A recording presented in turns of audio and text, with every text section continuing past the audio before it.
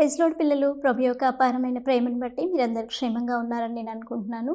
ఈరోజు మనం 34th లెసన్లో ఉన్నాము. మీరందరూ క్లాస్ కోసం రెడీగా ఉన్నారు కదా? మనం ప్రేయర్ చేసుకుని క్లాస్ని స్టార్ట్ చేసుకుందాం. అందరు కళ్ళు మూసుకొని మోకరించండి. పరిశుద్ధుడా, పరలోకమందున్న మా తండ్రి, మీకు స్తోత్రములు చెల్లిస్తున్నాం నైనా. ఈ సమయం వరకు ప్రభువా, మీ కృప చేత మమ్మల్ని నడిపించిన దేవా, మీకు స్తోత్రములు చెల్లిస్తున్నాం తండ్రి. ప్రభువా, ఇంకొక లెసన్ ప్రభా మేము ధ్యానించని ఉండగా మీ సన్నిధి మాకు తోడుగా ఉంచండి. మేము నేర్చుకోవాల్సిన విషయాలను మీ ఆత్మ ద్వారా మీకు మాకు తేటపరుస్తూ ప్రభా స్తోత్రం నైనా. మీ జ్ఞానం చేత ప్రభా, మీ కృప చేత మమ్మల్ని బలపరిచి నడిపించమని మా తండ్రి ప్రభువైన యేసుక్రీస్తు అతి పరిశుద్ధమైన నామంలో ప్రార్థించి వేడుకొంటున్నాం తండ్రి, ఆమేన్. ఈరోజు మనం నేర్చుకోబోతున్న లెసన్ అపోస్తులుడైన పాల్ ది అపోస్టల్. ఈ లెసన్కి సంబంధించిన బైబిల్ పోర్షన్ అపోస్తుల కార్యము 7వ అధ్యాయము 58వ వచనము, 9వ అధ్యాయము 1 నుంచి 30 వచనాలు, 22వ అధ్యాయము 1 నుంచి 24, acts of apostle chapter 7 verse 58, chapter 9 verse 1 to 30, chapter 22 verse 1 to 24. ఈ లెసన్కి సంబంధించిన మెమరీ వర్స్ గలతీ పత్రిక 2వ అధ్యాయము 19-20 వచనాలు. నేనైతే దేవుని విషయమై జీవించు నిమిత్తము ధర్మశాస్త్రం వలన ధర్మశాస్త్రం విషయమై చచ్చినవాడనైతిని. నేను క్రీస్తుతో కూడా సిలువ వేయబడి ఉన్నాను. ఇకను జీవించువాడను నేను కాను, క్రీస్తే నా యందు జీవించుచున్నాడు. నేనిప్పుడు శరీరమందు జీవించుచున్న జీవితము నన్ను ప్రేమించి నా కొరకు తన్ను తాను అప్పగించుకొనిన దేవుని కుమారుని యందలి విశ్వాసము వలన జీవించుచున్నాను. Galatians chapter 2 verse 19-20. For through the law I died to the law, so that I might live for God. I have been crucified with Christ, and I no longer live, but Christ lives in me. The life I now live in the body, I live by faith in the Son of God, who loved me and gave himself for me. So ఈరోజు మనం నేర్చుకోబోతున్న lesson పౌలు గురించి. ఒక ప్రత్యేకమైన character, చాలా important character. కొత్త నిబంధనలో యాక్చువల్గా Bible అంతటిలో కేంద్ర అంశం ఎవరు? ప్రభువైన యేసుక్రీస్తు అని మనకు తెలుసు. అయితే నూతన నిబంధనకు వచ్చేసరికి ప్రభువైన యేసుక్రీస్తు తర్వాత ఎక్కువగా కొత్త నిబంధనలో సెంట్రల్ క్యారెక్టర్గా ఉన్న వ్యక్తి పౌలు అనమాట. పౌలు ఒక ప్రాముఖ్యమైన వ్యక్తిగా కొత్త నిబంధనకు వచ్చేసరికి అతను చెప్పబడతాడనమాట. సో ఈ పౌలు ఎవరని మనం చూస్తే యాక్చువల్గా అన్యజనులకు దేవుని ద్వారా అపోస్తులుడిగా ఎన్నుకోబడిన, ఏర్పరచబడిన వ్యక్తి అనమాట. ఇంతను యేసుక్రీస్తు యొక్క 12 మంది శిష్యులలో ఉన్న ఒక శిష్యుడు కాదు. యేసుక్రీస్తుని శరీరధారిగా యేసుక్రీస్తు లోకంలో ఉంటున్న సమయంలో శరీరధారిగా యేసుక్రీస్తుని అతను చూసిన వాడు కూడా కాదనమాట. అయితే ఎప్పుడైతే 12 మంది అపోస్తులు దేవుని యొక్క పరిచర్య చేస్తూ వారు యేసుక్రీస్తు నిజమైన దేవుడని ఎప్పుడైతే ప్రకటించారో, వారు అపోస్తులుగా నియమించబడ్డారో, యాక్చువల్గా అందులో పేతురు వీళ్ళందరూ కూడా యూదులకి వారు అపోస్తులుగా నియమించబడ్డారనమాట. అయితే పౌలు మాత్రము దేవుని ద్వారా అన్యజనులకి ఆయన అపోస్తులుడిగా నియమించబడ్డాడనమాట. యాక్చువల్గా అన్యజనులు ఎవరని మనం చూస్తే ఇప్పుడు ఇజ్రాయెల్ ప్రజలు, యూదులు ఎవరైతే ఉన్నారో వారు యాక్చువల్గా దేవుని ప్రజలు అనమాట. సో ఈ యూదులు కాకుండా ఇంకెవరైతే ప్రజలు ఉన్నారో వారందరూ కూడా అన్యజనులుగా పిలువబడతారనమాట. సో పేతురు వీళ్ళందరూ కూడా యాక్చువల్గా యూదులకి వారు అపోస్తులుగా పిలువబడ్డారు. అయితే ఈ పౌలు మాత్రం అన్యజనులకి ఆయన అపోస్తులుడిగా పిలువబడ్డాడనమాట. యాక్చువల్గా ఈ యొక్క పౌలు యొక్క బయోడేటా మనం చూస్తే ఏంటంటే, ఈ పౌలు ఈ యొక్క పట్టణమైనటువంటి కిలికియాలో అంటే సిలీషియాలో తార్సు అనే పట్టణంలో మొదటి శతాబ్దంలోని మొదటి భాగం AD first part of first సెంచరీలో ఆయన జన్మించాడనమాట. యాక్చువల్గా ఆయన రోమా సిటిజన్షిప్ ఆయనకి ఇవ్వబడింది. యాక్చువల్గా ఈ సిలిషియా అనేది ఏషియా మైనర్లో ఉంటుంది అనమాట.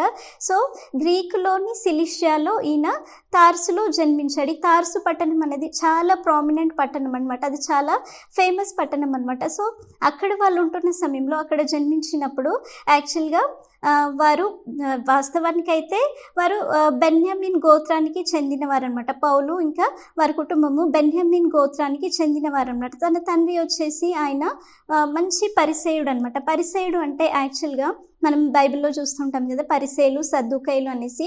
ఈ పరిసేయులు ఎవరంటే వీరు ధర్మశాస్త్ర భక్తిలో వాళ్ళు చాలా నిష్టగా ఉన్నవారనమాట. మోషే ఇచ్చిన ధర్మశాస్త్రంను వారు చాలా నిష్టగా పాటించేవారు. ఇది ముట్టకూడదు, ఇది తాకకూడదు, ఇది తినకూడదు, ఇది తినాలి, అన్ని విషయాల్లో కూడా ధర్మశాస్త్రంని చాలా ఖండితంగా పాటించేవారనమాట. ఇంకా వారి మతభక్తి విషయంలో వారు తూచా తప్పకుండా ప్రతి విషయాన్ని క్రమంగా వారు నెరవేర్చేవారనమాట. ఇంకా అదే సమయంలో ఈ పరిసరీలు ఎవరంటే వీరు పునరుద్ధానమును, తర్వాత దేవదూతలను, ఇంకా తర్వాత ఆత్మను కూడా నమ్మేవారనమాట, విశ్వసించేవారనమాట. అయితే ఇప్పుడు ఈ సద్దుకయ్యలు ఎవరైతే ఉన్నారో వీరు పరిశుద్ధ ఇక దేవుని ఆత్మని కానీ, లేకపోతే తర్వాత దేవదూతలని కానీ, లేకపోతే పునరుద్ధానంని కానీ వీరు విశ్వసించేవారు కాదు. వారు దీనికి వ్యతిరేకంగా ఉండేవారనమాట. సో ఈ పరిసయ్యుల తెగకి చెందిన వాడే పౌలు యొక్క తండ్రి అనమాట. వారు యాక్చువల్గా తార్సులో వారు వలస వెళ్ళి, అక్కడ పాలిస్తాన్ నుంచి వలస వెళ్ళి గ్రీకు దేశంలో ఉన్నటువంటి తార్సులో వాళ్ళు పౌలు యొక్క తల్లిదండ్రులు అక్కడ జీవించారు. కాబట్టి పౌలు అక్కడ జన్మించిన సమయానికి అతనికి రోమా యొక్క సామ్రాజ్యం యొక్క సిటిజన్షిప్, ఆ పౌరసత్వం అతనికి ఇవ్వబడింది అనమాట. యాక్చువల్గా క్రీస్తు పూర్వం కొంతమంది యూదులు పాలస్తీనా దేశం నుంచి వెళ్ళి తార్సులో వారు వలస వెళ్ళి అక్కడ స్థిరపడ్డారనమాట. అలాంటి వాళ్ళకి అక్కడ రోమా ప్రభుత్వం యొక్క సిటిజన్షిప్ ఇవ్వబడింది అనమాట. సో పౌలు జన్మించిన టైంకే వారి తండ్రికి ఆ యొక్క సిటిజన్షిప్ ఉండవచ్చు, కాబట్టి పౌలుకి కూడా అది ఇవ్వబడింది అనమాట. సో ఆ విధంగా అతను తార్సు పట్టణంలో రోమా సిటిజన్షిప్ ద్వారా ఉన్న వ్యక్తి. సో పరిసేయుల కుటుంబానికి అతను చెందినవాడు కాబట్టి, అతని తండ్రి కూడా పరిసేయుడు కాబట్టి వారు ధర్మశాస్త్ర విషయంలో పౌలుని చాలా మంచిగా పెంచారనమాట. అంటే ధర్మశాస్త్ర విషయంలో అతన్ని మంచి వ్యక్తిగా, అంటే ఏ విధంగా ధర్మశాస్త్రం పాటించాలి అన్న విషయంలో వారు ఈ యొక్క పౌలుని చాలా మంచిగా పెంచారు. ఇంకా వారు దేవుని విషయంలో భయభక్తులు కలిగిన వారనమాట. కాబట్టి ఈ యొక్క పౌలుని కూడా అదే లైన్లో వాళ్ళు పెంచుకొని వచ్చారనమాట. అయితే ఇప్పుడు వీళ్ళు పాలస్తీనాలు ఉండకుండా వాళ్ళు తార్సులో ఉన్నారు కాబట్టి యాక్చువల్గా ఇప్పుడు దేవుని ప్రజలైనటువంటి యూదులు వాళ్ళు మాట్లాడే లాంగ్వేజ్ ఏంటంటే హెబ్రీ భాష. అయితే ఇప్పుడు వాళ్ళు గ్రీకు దేశంలో అక్కడ ఉంటున్నారు కాబట్టి అక్కడ ఉన్న లాంగ్వేజ్ ఏంటంటే గ్రీకు. అయితే వీరింటిలో హెబ్రీ భాష మాట్లాడేవారు కాబట్టి హెబ్రీ భాష కూడా పౌలుకి వచ్చు. అదే సమయంలో అక్కడ పెరిగాడు కాబట్టి ఆయనకి గ్రీక్ లాంగ్వేజ్ కూడా వచ్చు అనమాట. సో ఈ విధంగా ఉంటున్న సమయంలో వారు పౌలుని ధర్మశాస్త్ర సంబంధమైన విషయంలో వారు అతను మంచిగా పెంచాలన్న ఉద్దేశంతో వారి తల్లిదండ్రులు ఏం చేస్తారంటే, యాక్చువల్గా ఆయన ప్రైమరీ ఎడ్యుకేషన్ అక్కడ తార్సులోనే జరుగుతుంది. సో ఆఫ్టర్ 13 years ఆయనను ఏం చేస్తారంటే, వారు యెరూషలేముకి ధర్మశాస్త్రంని నేర్చుకోవడానికి, దానిలో మంచి జ్ఞానవంతుడిగా అవ్వడానికి వారు ఏం చేస్తారంటే అతన్ని యెరూషలేములో ఉన్నటువంటి గమాలియేల్ యొద్దకి అతన్ని పంపిస్తారనమాట. యాక్చువల్గా ఈ గమాలియేల్ ఎవరంటే అతను మంచి స్కాలర్, మంచి ధర్మశాస్త్రోపదేశకుడు, అతను కూడా పరిసేయుడు అనమాట. అంటే పరిసేయులందరికీ కూడా ఈయన మంచి స్కాలర్ అనమాట. సో ఆయన దగ్గరికి వీరు గమాలియేల్ దగ్గరికి ఈయనని పంపిస్తారనమాట. అక్కడికి వెళ్ళిన తర్వాత ఆయన ధర్మశాస్త్రం అందు మంచిగా విద్యని అభ్యసించిన వాడిగా ఉంటాడు, మంచి జ్ఞానవంతుడుగా ఉంటాడు, తన విద్యని ఆ విధంగా కొనసాగిస్తాడనమాట. సో ఆయన క్రీస్తులోనికి రావడానికి ముందు పౌలు యొక్క జీవితం మనం చూస్తే యాక్చువల్గా పౌలు ఏంటంటే ఆయన హింసకుడిగా, దూషకుడిగా, హానికరుడుగా ఆయన ఉన్నాడనమాట. ఎవరిని హింసించేవాడంటే ఆయన క్రైస్తవులని, క్రీస్తు యొక్క శిష్యులని ఆయన హింసించేవాడనమాట. ఎప్పుడైతే అపోస్తులందరూ యేసుక్రీస్తు పునరుద్ధానమే తిరిగి లేచిన తర్వాత వారు యెరూషలేములో క్రీస్తుని గురించి ప్రకటిస్తున్నారో అనేక యూదులు వీరు చెప్తున్న విషయాలన్నిటినీ అంగీకరించి, సువార్తను అంగీకరించి క్రీస్తు శిష్యులుగా వాళ్ళు మార్చబడ్డారనమాట. ఈ విషయం చూసిన పౌలుకి అదైనా తట్టుకోలేకపోయాడు. ఎందుకంటే ఈయన ధర్మశాస్త్రంలో చాలా నిష్ట కలిగిన వాడు కదా. ఎవరైతే యేసుక్రీస్తుని అంగీకరించి క్రీస్తుకు శిష్యులుగా వారు మార్చబడ్డారో వారందరినీ కూడా ఆయన హింసించడం, బాధించడం, వారిని శ్రమ పెట్టడం, వారిని చివరికి దేవదూషణ చేసేవారిగా వారిని బలవంత పెట్టడం, ఇంకా వారిని చెరసాలలో వేయించడం, ఇంకా మరణం వరకు కూడా వారిని బంధించడం అనేది, ఇలాంటి విషయాలు చాలా క్రూరంగా చేసేవాడు అనమాట. ఇంకా యాక్చువల్గా అతని గురించి ఏమని రాయబడుతుందంటే, క్రైస్తవులని శిష్యులని హింసించడమే అతనికి ప్రాణాధారంగా ఉన్నట్టుగా అతను చేశాడనమాట. అంటే ప్రాణాధారం అంటే దాని ద్వారానే అతడు జీవించగలుగుతాడు. ఇప్పుడు నేను ఎందుకు జీవిస్తున్నాం అంటే క్రైస్తవులను హింసించడానికి నేను జీవిస్తున్నాను, అదే నాకు ఒక ఆధారం అన్నట్టుగా, అంటే అదే ఒక పనిగా అతను పెట్టుకొని అంత కక్షతో అంత క్రూరంగా అతను జీవించాడు. అంటే క్రీస్తుకి అతను శత్రువుగా, క్రీస్తు శిష్యులకి, క్రీస్తు సంఘానికి అతను శత్రువుగా జీవించాడనమాట. ఇలాంటి పౌలును క్రీస్తు తన ప్రత్యక్షతని ఇచ్చి తన పరిచర్య కొరకు అపోస్తులునిగా అతను వాడుకున్నాడనమాట. సో ఇంత శత్రువుగా ఉన్న అతన్ని దర్శనం ఇచ్చి అతన్ని మార్చి అతన్ని రక్షణలోనికి నడిపించి అతన్ని తన చేతిలో ఒక సాధనంగా దేవుడు అక్కడ వాడుకున్నాడనమాట. సో కాబట్టి ఇప్పుడు పౌలు గురించి, ఇంత క్రూరుడుగా ఉన్న పౌలు గురించి తర్వాత చూస్తే యాక్చువల్గా ఆయన మంచి అపోస్తులుడిగా చెప్పబడతాడు. అన్ని జనులకు మంచి అపోస్తులుడిగా చెప్పబడతాడు. ఇంకా ఆయన రాసిన పత్రికలు 14 పత్రికలు అనమాట. రోమా నుంచి మొదలుకుంటే ఆయన హెబ్రీ వరకు ఆయన 14 పత్రికలు రాశారనమాట. సో ఆయన రాసిన పత్రికలు ఏవైతున్నాయో ఈ యొక్క క్రైస్తవ సిద్ధాంతాలకి, అంటే ఆత్మీయ విషయాలకి అవి ఒక బ్యాక్ బోన్గా, ఒక వెన్నెముకగా అవి చెప్పబడతాయి అనమాట. యాక్చువల్గా ఇప్పుడు చిన్న విషయం మనం ఇక్కడ తెలుసుకోవాలి. ఇప్పుడు మత్తయి, మార్కు, లూకా, యోహాను ఏవైతున్నాయో అవి సువార్తలు. అంటే యేసుక్రీస్తు పుట్టినప్పటి నుంచి ఆయన మరణం వరకు, ఆయన ఈ లోకంలో ఉంటున్నప్పుడు ఆయన చేసిన కార్యాలు కానీ, ఆయన శిష్యులను ఏర్పరచుకోవడం, ఆయన ఉపమానాలు, ఆయన ఉపదేశించిన విషయాలు అవన్నీ కూడా సువార్తలలో చెప్పబడ్డాయి. తర్వాత వచ్చింది ఏంటి? అపోస్తుల కార్యం.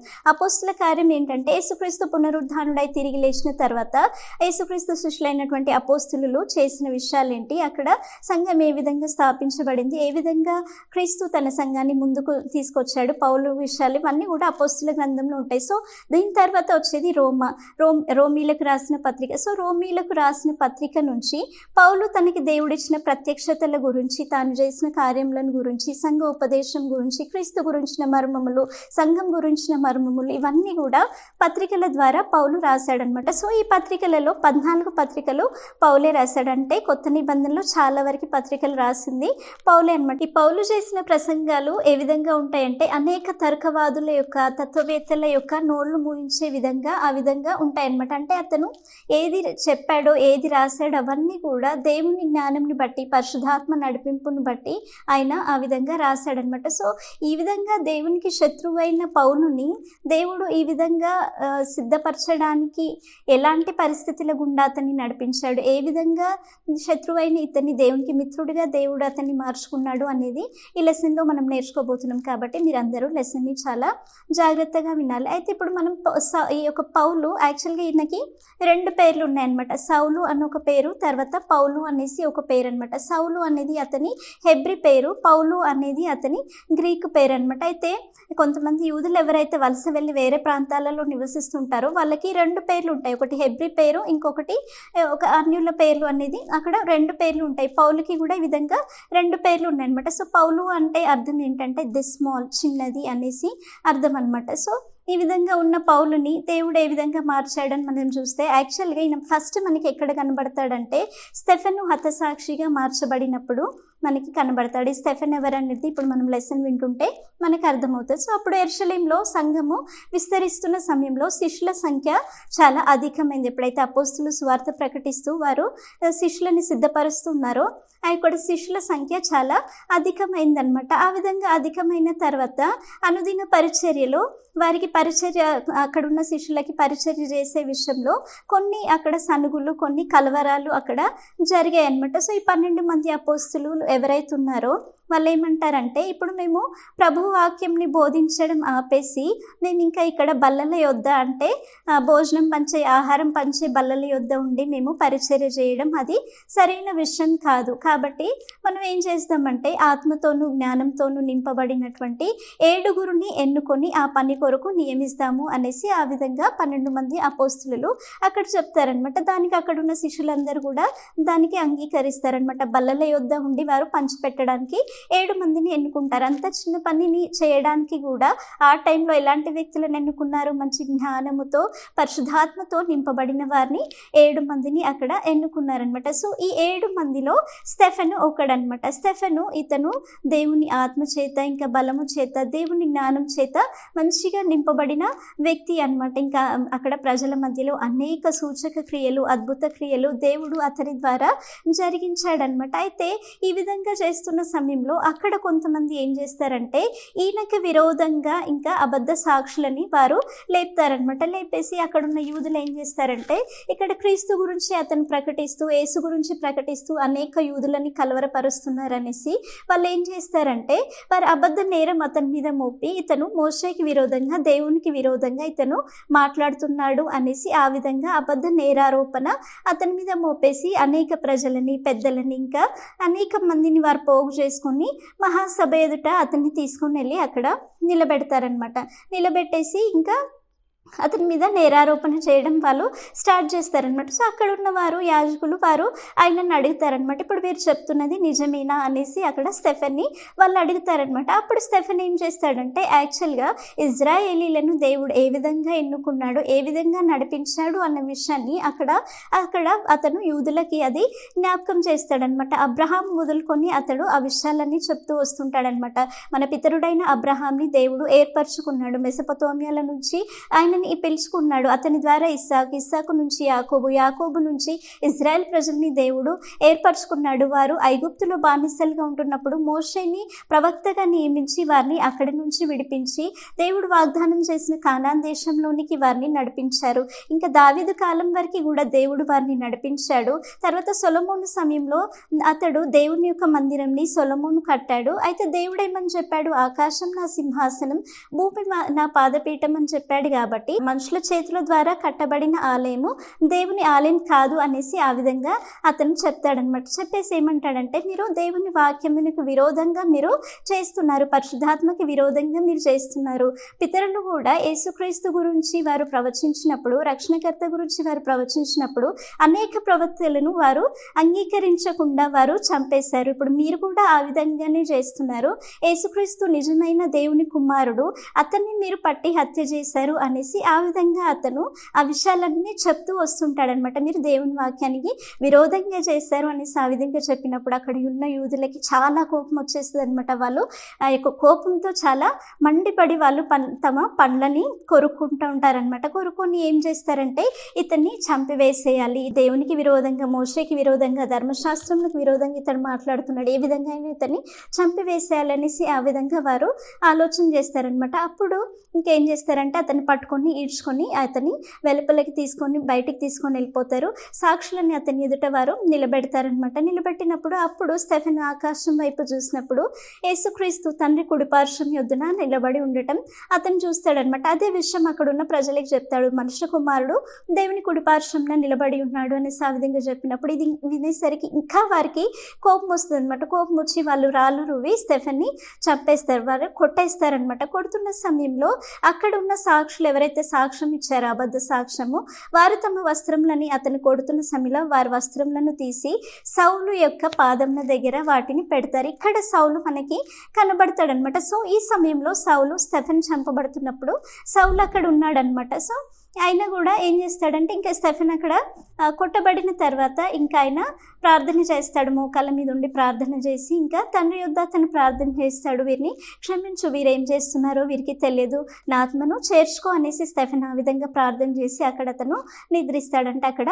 హతసాక్షిగా అతడు చనిపోతాడు. సో అపోస్తుల చరిత్రలో ఫస్ట్ హతసాక్షి మొట్టమొదటి మార్చేరు ఎవరంటే స్టెఫెన్ అనమాట. యాక్చువల్గా యాకోబు ఎవరు, అపోస్తులలో మొట్టమొదటి హతసాక్షి, అది లెసన్లో మనం విన్నాం. అపోస్తులలో మొట్టమొదటి హతసాక్షి యాకోబు, సంఘ చరిత్రలో మొట్టమొదటి హతసాక్షి స్టెఫెన్ అనమాట. సో ఈ విధంగా స్టెఫెన్ చంపబడము అక్కడ సౌలు కల్లారా చూస్తాడనమాట. దానికి ఆయన సమ్మతిస్తాడు, దానికి ఒప్పుకుంటాడు, ఆయన దానికి వారికి ఎంకరేజ్ చేస్తాడనమాట. ఈ విధంగా సౌలు అంత క్రూరుడుగా అతను ఉంటాడనమాట. ఇంకా అతను ఏం చేస్తాడంటే ఇంటింటికి వెళ్ళి ఎంతమంది అయితే క్రీస్తుని అంగీకరిస్తున్నారో ఇంటింటికి వచ్చి ఆయన ఏం చేస్తాడంటే స్త్రీలనైనా పురుషులనైనా ఎవరైనా చూడకుండా వారిని ఈడ్చుకొని బయటికి తీసుకొచ్చి వారిని హింసించి వారిని కొట్టి చెరసాలలో వేయించి వారిని చాలా క్రూరంగా హింసించే వ్యక్తి అనమాట. ఈ విధంగా ఎంతో క్రూరంగా దేవుని యొక్క సంఘాన్ని శిష్యులని ఆయన హింసిస్తూ వస్తుంటాడు. ఆ సమయంలో ఏం జరుగుతుందంటే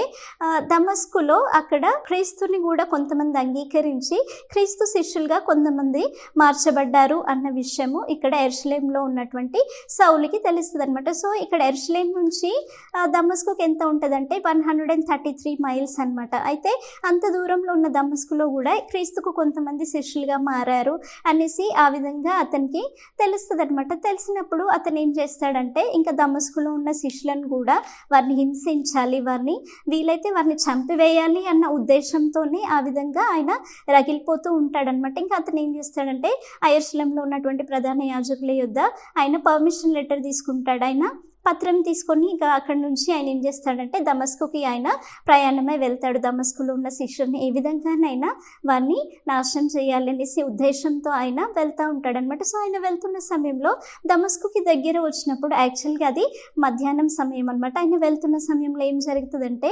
అకస్మాత్తుగా ఆకాశం నుండి ఒక గొప్ప వెలుగు అతన్ని చుట్టూ ప్రకాశిస్తూ ఉంటుంది అనమాట. ఆ వెలుగును చూసినప్పుడు ఆయన సడన్గా ఆయన కింద పడిపోతాడనమాట. కింద పడిపోయినప్పుడు ఆయనకు ఒక స్వరం వినబడి ఏమని చెప్తుందంటే, సౌలా సౌలా నీవేళ నన్ను హింసిస్తున్నావు అనేసి ఒక స్వరం అతనికి వినబడుతుంది అనమాట. వినబడినప్పుడు ఆయన వెంటనే ఏం చేస్తాడంటే, ప్రభా నువ్వెవరు అనేసి అడుగుతాడనమాట. అడిగినప్పుడు అక్కడ మళ్ళీ స్వరం ఏమని చెప్తుందంటే, నీవు హింసిస్తున్న నజరేయుడైన యేసును అనేసి ఆ విధంగా చెప్తాడనమాట. చెప్పినప్పుడు వెంటనే అతను ఏం అడుగుతాడంటే, ఇప్పుడు నేను ఏం చేయాలి అనేసి ఆ విధంగా అడుగుతాడనమాట. అడిగిన వెంటనే అప్పుడు ప్రభు ఏం చెప్తాడంటే, నువ్వు లేచి నువ్వు వెళ్ళు, పట్టణంలోనికి నువ్వు వెళ్ళు, అక్కడికి వెళ్ళిన తర్వాత ఏం చేయాలో నీకు తెలియజేయబడుతుంది అనేసి ఆ విధంగా చెప్పినప్పుడు ఏం జరుగుతుందంటే ఇంకా అతను నిలబడతాడనమాట. నిలబడినప్పుడు ఆ యొక్క ప్రకాశం చేత, ఆ యొక్క ప్రభావం చేత అతని కన్నులు కనబడవన్నమాట. ఇంకా కన్నులు కనబడని వాడిగా అతడు అవుతాడు. ఎక్కడ వెళ్ళాలో ఏం చేయాలో అతనికి అర్థం కాదనమాట. కాబట్టి అతనితో ఉన్న వారందరూ కూడా అతన్ని పట్టణంలోనికి తీసుకొని వెళ్తారు. 3 దినములు కూడా ఆయన ఆహారము పానము ఏమీ లేకుండా ఆయన ఆ విధంగా ఉండిపోతాడనమాట. ఈ సమయంలో యాక్చువల్గా ఇక్కడ ఏం జరుగుతుందంటే దమస్కులో అననీయ అనేసి ప్రభు యొక్క శిష్యుడు ఉంటాడనమాట. యాక్చువల్గా ఈ అననీయ ఎవరంటే ఆయన మంచి ధర్మశాస్త్రంలో మంచి భక్తిపరుడు అనమాట. యూదులందరిలో కూడా అతను మంచి పేరు పొందుకున్నవారనమాట. అయితే యేసుక్రీస్తుని అతను అంగీకరించి అతను క్రీస్తుకు శిష్యుడిగా అతడు మార్చబడ్డాడనమాట. సో ఈ భక్తిపరుడైనటువంటి అననీయతో దేవుడు మాట్లాడేమని చెప్తాడంటే, నువ్వు తిన్ననని వీధిలోనికి వెళ్ళిన తర్వాత అక్కడ యూదాను వారి ఇంటిలో తార్సు పట్టణానికి చెందినటువంటి సౌలు అనే వ్యక్తి ఉంటాడు. అతని గురించి నువ్వు విచారణ చేసి అలా మీద నువ్వు చేతులుంచి ప్రార్థన చెయ్యి, అతని దృష్టి పొందుకున్నట్లుగా నువ్వు అతని విషయంలో ప్రార్థన చేయనేసి అననీయకి చెప్తాడనమాట. చెప్పినప్పుడు అననీయ అంటాడు, ప్రభా అతను యెరూషలేములో నీ యొక్క పరిశుద్ధులను ఆయన హింసించేవాడిగా ఉన్నాడు, వారికి కీడు చేయవాడిగా ఉన్నాడు, వారిని శ్రమ పెట్టేవాడిగా ఉన్నాడని నేను విన్నాను. అదే సమయంలో ఇప్పుడు దమస్కులో ఉన్నటువంటి శిష్యులను కూడా అతను నాశనం చేయడానికి ప్రధాన యాజకుల యొద్దగా పత్రికలు తీసుకొని వస్తున్నాడని నేను విన్నాను ప్రభు అనేసి ఆ విధంగా చెప్పినప్పుడు దేవుడు అంటాడు, పర్వాలేదు నువ్వు వెళ్ళు, నువ్వు ప్రార్థన చెయ్యి. అతన్ని ఇంకా ఏంటంటే రాజుల ఎదుటను, అన్యజనుల ఎదుటను, ఇజ్రాయేలీల ఎదుటను నా నామంను భరించువాడిగా అతన్ని నేను ఒక సాధనంగా నేను ఏర్పరచుకున్నాను అనేసి అక్కడ దేవుడు చెప్తాడనమాట. అంటే క్రీస్తు నామంను భరించే ఒక సాధనంగా అతన్ని ఏర్పరచుకున్నాడంటే one who bears the witness of Christ. అంటే అంటే భరించడం, క్రీస్తు నామంని భరించడం అంటే ఏంటి? యాక్చువల్గా ఇప్పుడు మనం ఒక ఫ్లాగ్ని పట్టుకున్నాం అనుకో, అంటే దాన్ని బేర్ చేస్తున్నాం అంటే పట్టుకుంటున్నాం, దాన్ని భరిస్తున్నాం అంటే ఒక విషయాన్ని తెలియజేయడానికి ఒక ఫ్లాగ్ని పట్టుకొని చూపిస్తున్నాం అంటే దానికి సపోర్ట్ ఇస్తున్నాం అనేసి. అంటే క్రీస్తు గురించి ఇతడు ప్రకటించేవాడిగా క్రీస్తు నామంని అన్యజనులకు, ఇజ్రాయేలీలకు, తర్వాత ఇంకా రాజుల యొద్దకు కూడా క్రీస్తు నామంని ఇతడు తీసుకుని వెళ్ళే ఒక సాధనంగా ఇతన్ని నేను చేస్తాను అనేసి దేవుడు అక్కడ అననీయత చెప్తాడనమాట. చెప్పేసి ఇంకేమంటాడంటే, నన్ను అంగీకరించిన వారు ఎలాంటి శ్రమల గుండా వెళ్ళాల్సి వస్తుందో అతనికి నేను తెలియజేస్తాను అనేసి ఆ విధంగా అననీయతో చెప్పినప్పుడు అననీయ ఒప్పుకొని ఇంకా పౌలు దగ్గరికి అక్కడ వెళ్తాడనమాట. ఈ అననీయ ఇప్పుడు పౌలు దగ్గరకు వచ్చి ఏమని చెప్తాడంటే, మార్గంలో నీకు కనబడిన ప్రభువైన యేసు నన్ను నీ యొద్దకు పంపించి ఉన్నాడంటే నువ్వు దృష్టి పొంది పరిశుద్ధాత్మ చేత నింపబడినట్లు నీ యొద్దకి నన్ను పంపించి ఉన్నాడు అనేసి ఆ విధంగా వెళ్ళి అతనితో చెప్తాడనమాట. యాక్చువల్గా అననీయ వెళ్ళడానికంటే ముందే అననీయ వచ్చి తన మీద చేతులుంచి ప్రార్థన ప్రార్థన చేసినప్పుడు అతడు దృష్టి పొందుకొనున్నట్లుగా దేవుడు అట్లాంటి దర్శనంను పౌలుకి చూపిస్తాడనమాట. సో కాబట్టి ఇతను వచ్చిన వెంటనే ఇంకా అతను అంగీకరించి ఆ విధంగా ఉంటాడనమాట. సో అననీయ అతని మీద చేతులుంచి ప్రార్థన చేసిన వెంటనే అతని కన్నులకున్న పొరలు రాలిపోతాయి అనమాట. ఇంకా అతడు అక్కడ దృష్టి పొందుకుంటాడు. ఇంకా అతనికి చూపు అనేది అక్కడ దొరుకుతుంది అనమాట. వెంటనే ఇంకా అతను ఏం చేస్తాడంటే అతను బాప్తిజం పొందుకుంటాడు. పొందుకున్న తర్వాత ఇంకా అతను ఆహారం తీసుకొని ఇంకా అతను మంచిగా బలపడతాడనమాట. సో ఇక్కడ నుంచి ఇక్కడ మనకి ఎంత ఆశ్చర్యకరమైన విషయం జరుగుతుంది అర్థమవుతుంది కదా. యాక్చువల్గా ఆయన దమస్కుకు వచ్చింది ఎందుకు? ఇప్పుడు ఆయన దమస్కుకు వచ్చింది శిష్యులైన వారిని హింసించి వారిని నాశనం చేయడానికి, క్రైస్తవులైన వారిని ఆయన శ్రమ పెట్టడానికి వచ్చాడు. కానీ ఇప్పుడు దమస్కులోనికి పూర్తిగా రాకముందే దేవుని యొక్క ప్రత్యక్షత ఆయనకి కలిగింది. కాబట్టి ఇప్పుడు ఆయన ఏమయ్యాడు? ఎవరినైతే హింసించాలని వచ్చాడో వారిగానే అతను మారిపోయాడంటే అతను కూడా ఒక క్రీస్తుకి శిష్యునిగా అతడు అక్కడ మార్చబడ్డాడు. ఎంత ఆశ్చర్యకరమైన విషయం కదా. దేవుడు అతని జీవితంలో ఎంత గొప్ప మార్పు కలుగజేశాడు అనేది ఇక్కడ మనకి అర్థమవుతుంది కదా. సో ఇప్పుడు దమస్కులో ఆయన ఏం చేస్తాడంటే అక్కడ శిష్యులతో పాటు ఉండి అక్కడ క్రీస్తు గురించి యేసే దేవుని కుమారుడు అనేసి అక్కడ ఆయన ప్రకటిస్తూ ఉంటాడనమాట. అక్కడ చూసిన వారందరూ కూడా ఆశ్చర్యపోతారు. ఎందుకంటే ఇప్పటివరకు క్రైస్తవులని హింసిస్తున్న వ్యక్తి, వారిని నాశనం చేస్తున్న వ్యక్తి ఇతనే కదా అనేసి వారు ఆ విధంగా అనుకుంటారు. ఇంకా ప్రధాన యాజకుల యొద్ద పత్రం తీసుకొని ఇంకా దమస్కుకు వచ్చిన వ్యక్తి ఇతనే కదా అనేసి వారు అతన్ని చూసి ఏం చేయడానికి వచ్చాడో అది చేయకుండా ఇప్పుడు ఆయన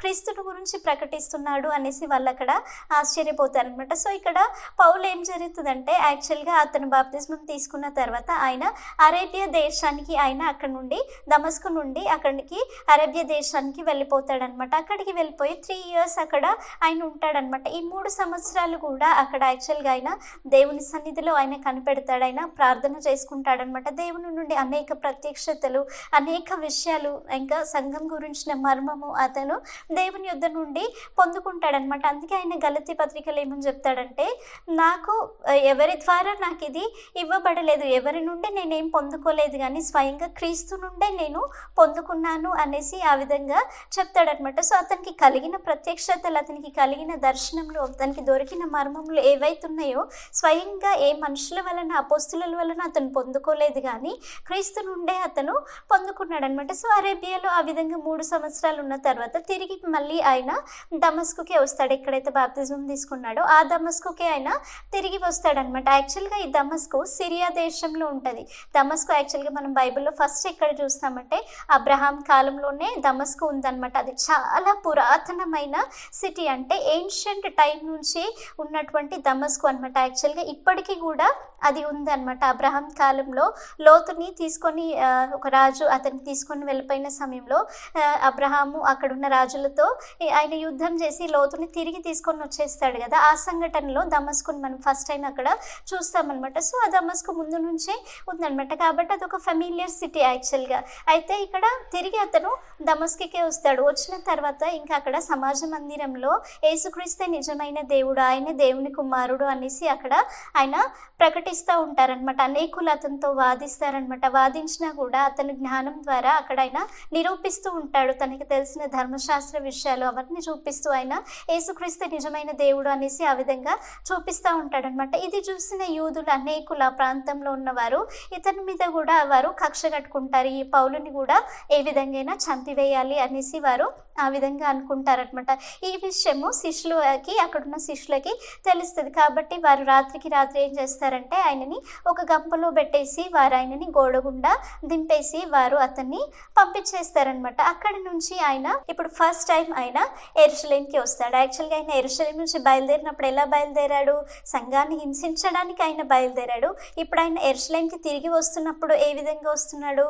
క్రైస్తవులకు ఒక శత్రువుగా వెళ్ళిన అతను ఇప్పుడు ఆయన క్రైస్తవులకి ఒక మిత్రుడిగా వస్తున్నాడు. అంటే క్రీస్తుకి ఒక మిత్రుడిగా అతను తిరిగి వస్తున్నాడు అనమాట. యెరూషలేంలో అతను వచ్చిన తర్వాత అపోస్తులు ఎవ్వరు కూడా అతన్ని అంగీకరించారు, అతన్ని నమ్మరు. ఎందుకంటే ఇప్పటివరకు ఆయన చేసిన విషయాలను బట్టి అతను నిజంగా మారాడా లేదా అనేసి ఒక సందేహం వారిలో ఉంటుంది. ఎవ్వరు కూడా అతన్ని అంగీకరించాడు అనమాట. కానీ అలాంటి సమయంలో బర్నబాని అక్కడ ఆయనకి దేవుడు అక్కడ ఇస్తాడనమాట. యాక్చువల్గా ఈ బర్నబా ఎవరంటే కుప్రా దీవిలో ఉన్నటువంటి లేవీయుడు, ఇజ్రాయేలీలకి చెందిన వాడే అనమాట. ఆయన లేవీయుడు అనమాట. యాక్చువల్గా ఆయన మంచి ధనవంతుడు.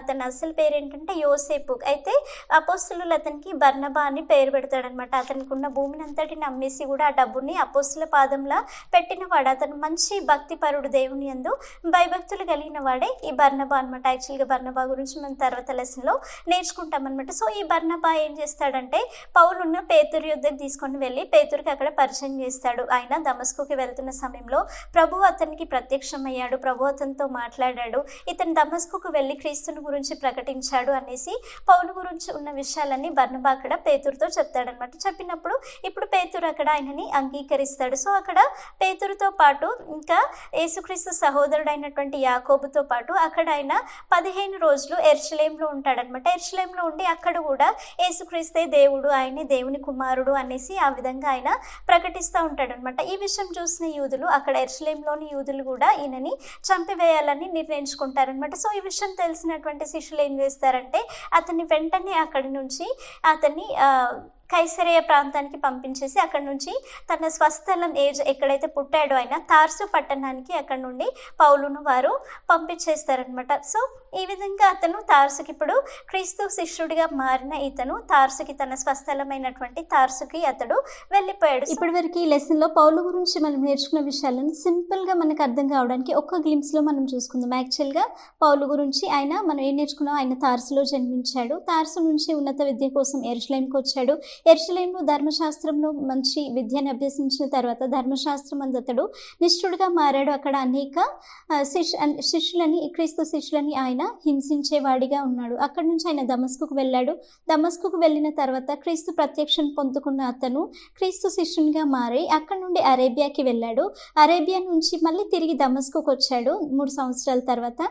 దమస్కుకు వచ్చి క్రీస్తుని గురించి ప్రకటిస్తున్న సమయంలో అక్కడ అనేకులు అతన్ని చంపాలనుకుంటున్నప్పుడు శిష్యులు అతన్ని అక్కడ నుండి ఎరుషలేంకి పంపించేస్తారు. ఎరుషలేంకి వచ్చిన తర్వాత కూడా యేసే దేవుని కుమారుడు అని ప్రకటిస్తున్నప్పుడు అక్కడున్న యూదులు కూడా ఆయనను చంపాలనుకుంటున్నప్పుడు అక్కడున్న శిష్యులు అతన్ని తిరిగి తన స్వస్థలమైనటువంటి తార్సుకు అతన్ని పంపించి వేశారు. సో ఇప్పుడు తార్సుకు వెళ్ళిన అతన్ని దేవుడు ఏ విధంగా వాడుకున్నాడు, తన జీవితంలో దేవుని యొక్క ప్రణాళికను దేవుడు ఏ విధంగా నెరవేర్చాడు, తన చేతిలో ఒక సాధనంగా ఏ విధంగా వాడుకున్నాడు అన్న విషయాలని నెక్స్ట్ పార్ట్లో మనం చూసుకుందాం. సో ఇప్పటివరకు నేర్చుకున్న లెసన్లో మనం నేర్చుకునే ముఖ్యమైన విషయాలు ఏంటంటే, ఫస్ట్ పాయింట్ మనం ఏం చూస్తున్నామంటే ఆయనకి శత్రువులుగా ఉన్న వారిని కూడా ప్రభువు తనకి మిత్రులుగా మార్చుకోగలిగిన శక్తిమంతుడు అనేసి ఈ లెసన్లో మనం చూస్తున్నాం అనమాట. సో ఇప్పుడు పౌలు జీవితంలో మనం చూస్తే యాక్చువల్గా ఆయన ఎలా ఉన్నాడు, ఆయన క్రీస్తు సంఘానికి ఆయన శత్రువుగా ఉన్నాడు, క్రీస్తు విషయాలకి ఆయన అక్కడ శత్రువుగా మనకి కనబడుతున్నాడు. ఎంతో హింసించేవాడిగా, ఎంతో క్రూరుడిగా, ఎంతో భయంకరమైన వ్యక్తిగా అతను మనకి కనబడుతున్నాడు అనమాట. అలాంటి వ్యక్తిని దేవుడు తనకి మిత్రునిగా మార్చుకోగలిగాడు. అంటే దేవుడు తన ప్రత్యక్షతనిచ్చి, తన పిలుపునిచ్చి తనకి మిత్రుడుగా ఆయనని మార్చుకోగలిగినాడు అనేసి ఈ లెసన్లో మనం చూస్తున్నాం. అదేవిధంగా మన జీవితంలో కూడా మనము దేవునికి శత్రువులుగా ఉన్నవారం. ఎలా అంటే ఆదాం యొక్క పాపమును బట్టి మనము పాపులమైన మనము దేవునికి శత్రువులుగా ఉన్నవారము అన్నమాట. అయితే మనల్ని దేవునితో సమాధానపరచడానికి, దేవునితో మనల్ని కలపడానికి, ఆయనతో మనము మిత్రులుగా మారడానికి దేవుడు తన సొంత కుమారుడైన క్రీస్తుని ఈ లోకంలోనికి పంపించాడనమాట. క్రీస్తు శిలువ మరణమందు మరణించడం ద్వారా మనకి దేవునికి మధ్యలో ఉన్న శత్రుత్వము కొట్టివేయబడుతుంది. దేవునితో కూడా క్రీస్తు మనల్ని సమాధానపరిచాడనమాట. ఎప్పుడైతే క్రీస్తు శిలువ మరణమందు మనం అంగీకరిస్తామో దేవునికి శత్రువులుగా ఉన్న మనల్ని కూడా ఆయన తనకి మిత్రులుగా క్రీస్తు ద్వారా మనల్ని మార్చుకోగలుగుతాడు. ఇంకా సెకండ్ పాయింట్ మనం ఏం చూస్తున్నామంటే ఎలాంటి వారినైనా కూడా వారిని మార్చగల సమర్థుడు, శక్తిమంతుడు దేవుడు అని మనం ఈ లెసన్లో మనం చూస్తున్నాం. యాక్చువల్గా సౌలు విషయంలో, మా యొక్క పౌలు విషయంలో మనం అదే చూస్తున్నాం కదా. ఆయన ఎంత క్రూరుడైనప్పటికీ కూడా తనకు తాను ఆయన మారగలిగాడా? మారలేదు. అక్కడ జరిగిన సంఘటనలు కానీ ఆయన స్త్రీలని, పురుషులని అందరినీ కూడా హింసించాడు. వారి బాధలని, వారి వేదనలని, వారి కన్నీటిని, వారి దుఃఖాన్ని అంతటిని కూడా ఆయన చూశాడు. చివరికి స్టెఫెను హతసాక్షి కావడం కూడా తన కళ్ళ ఎదుట అతడు రాళ్లతో కొట్టబడి చంపబడ్డం, ఇంత ఘోరమైన విషయాలు అతను చూశాడు. కానీ అతనిలో ఎలాంటి మార్పు అయినా కలిగిందా? కలగలేదు. ఆయన ఇంకా వారిని హింసించడం ఒక ప్రాణాధారంగా పెట్టుకున్నాడు. కానీ ఆయనలో ఎటువంటి జాలి, కనికరం అనేది పుట్టలేదు. తనకి తానుగా స్వయంగా ఆయన మారలేదు. ఏ మనుష్యుడు కూడా అతన్ని మార్చలేకపోయాడు. కానీ అతన్ని మార్చింది ఎవరు? కేవలం ప్రభువైన యేసుక్రీస్తే. దేవుడే అతన్ని మార్చగల సమర్థుడు, శక్తిమంతుడు అని దేవుడు తన విషయంలో నిరూపించాడనమాట. ఇప్పుడు మన జీవితంలో కూడా మనం చూస్తాం కదా, మనం అనుకుంటాం నాలో ఇది ఉంది, నాలో అది ఉంది, ఈ పాపం ఉంది, ఆ పాపం ఉంది, నేను మారలేనేమో, నేను ఎలా మారుతాను, ఇలాంటి విషయాలు మనలో మనం అనుకుంటాం. కానీ మనం ఎలాంటి వారమైనప్పటికీ కూడా, ఎంత ఘోర పాపులమైనప్పటికీ కూడా మనల్ని మార్చగలిగే శక్తిమంతుడు, సమర్థుడు మన దేవుడు అనమాట. మనం ఎలాంటి వారమైనప్పటికీ కూడా దేవుడు మనల్ని మార్చగలిగిన వాడు అనేసి మనం చూస్తున్నాం అనమాట. ఇంకా థర్డ్ పాయింట్ మనం ఏం చూస్తామంటే, ఎలాంటి వ్యక్తి అయినప్పటికీ కూడా, ఎంత ఘోర పాప అయినప్పటికీ కూడా దేవుడు వారిని ద్వేషించాడు. కానీ దేవుడు కనికర సంపన్నుడు, కృప కలిగిన వాడు, ప్రేమ కలిగిన వాడు అనేసి మనం చూస్తున్నాం. ఇక్కడ పౌలు విషయంలో మనం చూస్తున్న విషయం అదే అనమాట. ఇప్పుడు పౌలు అంత ఘోరమైన వ్యక్తి కదా, అంత భయంకరమైన వ్యక్తి కదా. దేవుడు అనుకున్నాడు, ఇంత ఘోరమైన వ్యక్తిని నేను ఏ విధంగానైనా నాశనం చేస్తాను. ఆయన నా సంఘమైన, నా శరీరమైన సంఘంను ఆయన హింసిస్తున్నాడు, అనేకులని ఆయన బాధ పెడుతున్నాడు, నేను ఏ విధంగానైనా అతన్ని మీద ఉగ్రత చూపిస్తాను, అతన్ని చంపివేస్తాను అనేసి దేవుడు అలాంటి విషయం ఏమైనా జరిగించాడా? కాదు, దేవుడు అలా చేయలేదు. ఎంత ఘోరమైన వ్యక్తి అయినప్పటికీ కూడా దేవుడు అతన్ని విడిచిపెట్టలేదు. కానీ దేవుడు అతన్ని ఏర్పరచుకున్న కారణాన్ని బట్టి దేవుడు అతని మీద కనికరం చూపించాడు, కృప చూపించాడు. అందుకే పౌలు తన పత్రికలో ఏమని చెప్తాడంటే, పూర్వం నేను హింసకుడను, దూషకుడను, హానికరుడనైన వాడను, కానీ ఇప్పుడు నేను కనికరింపబడిన వాడను అనేసి పౌలే స్వయంగా చెప్తాడనమాట. అంటే ఎంత ఘోరమైన వ్యక్తిని అయినప్పటికీ కూడా దేవుడు ప్రేమిస్తాడు. అదే కూడా మన జీవితంలో కూడా మనం అదే చూస్తున్నాం అనమాట. ఇప్పుడు మనం ఎంతో ఘోరమైన పాపం కదా, మనం ఏమైనా మంచి వారమా? మనలో ఏదైనా మంచిది ఉందా? మనలో ఏదైనా మంచిది ఉంది అంటే అది క్రీస్తు మనకిస్తేనే అది ఒక మంచి విషయం మనలో ఉన్నట్టు. లెక్క ప్రకారంగా అయితే మనం పుట్టుకతోనే పాపులం, ఏది కూడా మనలో మంచి విషయం లేదు. అయినా కూడా దేవుడు మనల్ని విడిచిపెట్టాడా? దేవుడు ఎన్నడూ కూడా మనల్ని విడిచిపెట్టలేదు. కానీ మన మీద కనికరం చూపించాడు. మన మీద కనికరం చూపించి మనల్ని మార్చడానికి అనేక సార్లు తన పిలుపుని ఆయన మనకి వినిపించి మనల్ని ఆయన రక్షణ మార్గంలోనికి ఆయన నడిపించాలనుకుంటున్నాడు. కాబట్టి మనం ఏం చేయాలి? మన ఘోరమైన పాపస్థితిని మనం ఒప్పుకొని క్రీస్తుని మనం అంగీకరించి ఆయన ఇచ్చే రక్షణని మనం పొందుకోవాలి. ఆయన చూపించే కనికరంని మనం త్రోసివేసి ఆయనకి ఉగ్రత పాత్రలుగా మనం మారకూడదు. కానీ ఆయన చేత కనికరం పొందుకున్న మనము కనికరమైన పాత్రలుగా, కృపా పాత్రలుగా మనం సిద్ధపడే బిడ్డలుగా ఉండాలి. ప్రభు మనల్ని అనేక సార్లు పిలుస్తాడు. సౌలా అని పిలిచినప్పుడు అక్కడ సౌలుని ప్రభు పిలిచాడు. అదేవిధంగా సువార్త ద్వారా అనేక సార్లు దేవుడు మనల్ని పిలుస్తాడు. కానీ మనం ఆ పిలుపుకి లోబడి మనల్ని మనం అప్పగించుకుంటే మన జీవితంని కూడా ఆయన మార్చగలడు. పౌలు యొక్క జీవితంని, శత్రువుగా ఉన్న అతన్ని మిత్రునిగా మార్చాడు. ఒక నూతన హృదయం పౌలుకి ఇచ్చాడు, ఒక నూతన జీవితం అతనికి ఇచ్చాడు. ఒక పాపకరమైన జీవితం అతనిలోంచి తీసివేసి ఒక నూతనకరమైన దేవుని చిత్తానుసారమైన జీవితంని అతనికి ఇచ్చాడు. మనం లోబడినట్లయితే మనకి కూడా తన నూతన హృదయం ఇచ్చి, నూతన జీవితం ఇచ్చి దేవుడు మనల్ని నడిపిస్తాడు. కాబట్టి ఈ విధంగా మనం సిద్ధపడదాం. మనం ప్రేయర్ చేసుకొని క్లాస్ ముగించుకుందాం. అందరి కళ్ళు మూసుకొని మోకరించి. పరిశుద్ధుడమైన మా దేవ, పరలోకమందున్న మా తండ్రి, మీకు స్తోత్రం నైనా. ఈ సమయం వరకు మీ కృప చేత మమ్మల్ని నడిపించిన దేవా, మీకు స్తోత్రం తండ్రి. అవును ప్రభా, మీకు శత్రువులుగా ఉన్న వారిని కూడా మీకు మిత్రులుగా మార్చుకోగల సర్వశక్తి గల దేవుడు మీరే ప్రభా, మీకు స్తోత్రం నైనా. అవును ప్రభా, పాపంని బట్టి మీకు శత్రువులుగా ఉన్న మమ్మల్ని తండ్రి మీ శిలువ మరణం ద్వారా నైనా మీ బిడ్డలుగా ప్రభా, మీకు మిత్రులుగా మమ్మల్ని మార్చుకున్న దేవా, మీకు స్తోత్రం తండ్రి. ఇంకను మా జీవితంలో మీ పిలుపునకు లోబడి మీ గొప్ప కార్యంను మా జీవితాలలో అనుభవించడానికి మీ కృప దయచేయమని మా తండ్రి యేసుక్రీస్తు పరిశుద్ధమైన నామంలో ప్రార్థించి వేడుకొచ్చున్నాం తండ్రి. ఆమేన్.